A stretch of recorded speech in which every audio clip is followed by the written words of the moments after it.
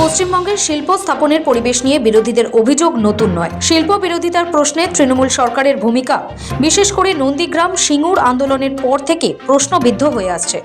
বাংলায় নতুন শিল্প আসে না, পুরনো শিল্প থাকে না। দীর্ঘদিন ধরেই এই অভিযোগের সরব বিরোধীরা। বাণিজ্য সম্মেলন মানেই শুধু প্রতিশ্রুতির বন্যা। ফের একবার বিশ্ববঙ্গ বাণিজ্য সম্মেলনের আসর বসতেই রাজ্য সরকারকে আক্রমণ শানাতে ছাড়েনি বিরোধীরা। প্রতিবারই তো আমরা বিজিবিএস এর অনুষ্ঠান দেখি, গ্রামগঞ্জে তৃণমূল কংগ্রেসের বিভিন্ন নেতা তারা প্লেট নিয়ে হুড়োহুড়ি করেন। অতীতের অভিজ্ঞতা তো সেটাই বলছে। মুখ্যমন্ত্রীর পাশে দাঁড়িয়ে যারা বলেন এত বড় শিল্প সম্ভাবনা অতীতে কোনোদিন পশ্চিমবঙ্গে তৈরি হয়নি, গত 8 বছরে তাদের ব্যালেন্স শিট দেখলে দেখা যাবে যে তাদের বিনিয়োগের ক্ষেত্র হয়েছে এখন উত্তরাখণ্ড এবং উত্তরপ্রদেশ। পশ্চিমবঙ্গের একজন বাঙালি শিল্পপতি প্রায় চিরকালের জন্য এ রাজ্য থেকে ছেড়ে গোয়ায় গিয়ে বিরাট বড় ফ্যাক্টরি তৈরি করেছেন এবং তার পরবর্তী ডেস্টিনেশন উড়িষ্যায় জমি নেওয়া হয়ে গেছে, এরপরে আসামে যাবেন। ফ্লাইট অফ ক্যাপিটাল পশ্চিমবঙ্গে অব্যাহত। এর কারণ হচ্ছে লোয়ার জুডিশিয়ারি আন্ডার সমস্ত জায়গায় তৃণমূলের ট্যাক্স, বিভিন্ন জায়গায় জমির জটিলতা, সরকারের নির্দিষ্ট কোনো জমি নীতি না থাকার কারণেই আজকে এই অবস্থা তৈরি হয়েছে। যতদিন তৃণমূল কংগ্রেস থাকবে পশ্চিমবঙ্গে কোনো শিল্প সম্ভাবনা নেই। এটি নাকি বোমাগুলি বালির শিল্প সম্মেলনের 8ম পর্যায়, 8ম এডিশন। এখনো পর্যন্ত পশ্চিমবঙ্গ সরকার যা দাবি করেছে, শিল্প দপ্তর, শিল্প উন্নয়ন নিগম যা দাবি করেছে, 2023 সালের শিল্প সম্মেলন পর্যন্ত এ রাজ্যে 19,51,266 কোটি টাকার বিনিয়োগ প্রস্তাব চলে এসছে। 19,51,266 কোটি টাকার বিনিয়োগ প্রস্তাব 2023 সালের বোমাগুলি বালির শিল্প সম্মেলন পর্যন্ত চলে এসেছে। এত শিল্প নাকি পশ্চিমবঙ্গে আসছে যে এখন আর পশ্চিমবঙ্গে শিল্পে উৎসাহ ভাতা দেওয়ার প্রয়োজন পশ্চিমবঙ্গে হচ্ছে না। গুজরাট চালু রেখেছে, কর্ণাটক চালু রেখেছে, সবচেয়ে বেশি যে শিল্প যারা পায়, বিনিয়োগ পায়, মহারাষ্ট্র চালু রেখেছে, তারা নিজেদের মধ্যে লড়াই করেছে, তেলেঙ্গানা চালু রেখেছে, অন্ধ্র চালু করেছে এবং এক স্টেট অন্য স্টেটের সঙ্গে প্রতিযোগিতায় নেমে বলছে যে আসুন আমার রাজ্যে বিনিয়োগ করুন, আমরা বেশি সুবিধা দেবো। আর পশ্চিমবঙ্গ বলছে যে এখানে শিল্প, বোমাগুলি, কাশ ফুল শিল্পে এত বৃদ্ধি হয়েছে, এত কন্ডিউসিভ অ্যাটমসফিয়ার, এত অনুকূল পরিবেশ যে শিল্পপতিরা বলছে যে আমাদের এখানে কোনো উৎসাহ ভাতা চাই না, আমরা শুধু অনুপ্রেরণার বশেই পশ্চিমবঙ্গে শিল্প করে দেবো। বিশ্ব বাংলা শিল্প সম্মেলন এখানে বহুদিন ধরেই হচ্ছে, বহু বছর ধরে হচ্ছে। আর শিল্প সম্মেলনের পর একটা করে প্রতিশ্রুতি দেওয়া হচ্ছে, লন্ড্রি লিস্ট অফ প্রমিসেস, লম্বা তালিকা দেওয়া হচ্ছে প্রতিশ্রুতির। শিল্প স্থাপন হবে, এই হবে, তাই হবে, হাজার থেকে লাখ, লাখ থেকে কোটি, কত চাকরি হবে জানি না আমরা। কিন্তু আমার 3টে খালি প্রশ্ন। এক, আজ পর্যন্ত কতগুলো বিশ্ব বাণিজ্য সম্মেলন পশ্চিমবঙ্গের মমতা ব্যানার্জি সরকারের নেতৃত্বে হলো? 2, সেই সম্মেলনে মোট কত টাকা সরকারের রাজকোষ থেকে খরচ হলো?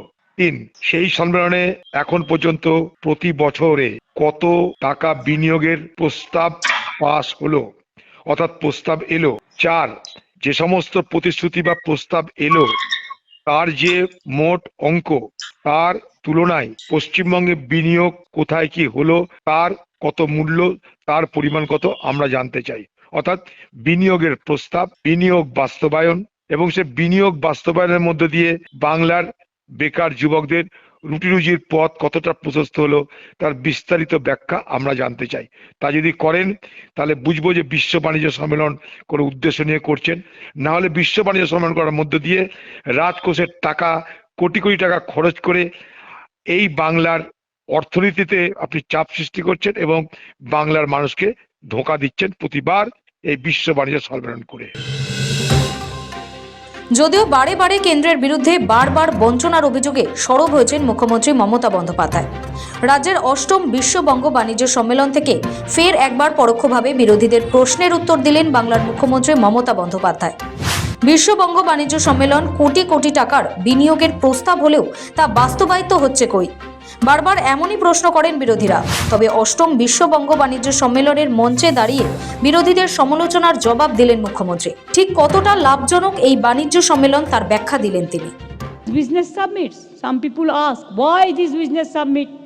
I said, we started, but now every state is doing it. What is wrong? What is wrong? We have to encourage our young generation, student, our future generation to invest more and more and to create the employment. Without employment, our young generation cannot survive. And for them, we have to go ahead.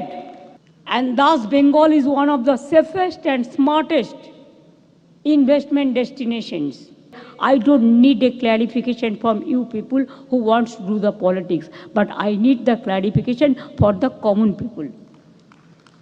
My government is liable for the common people.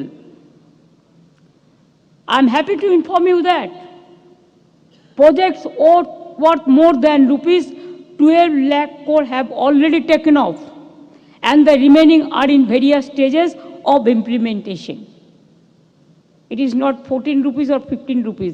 Please see the numbers. It is the evidence. I am speaking from the evidence.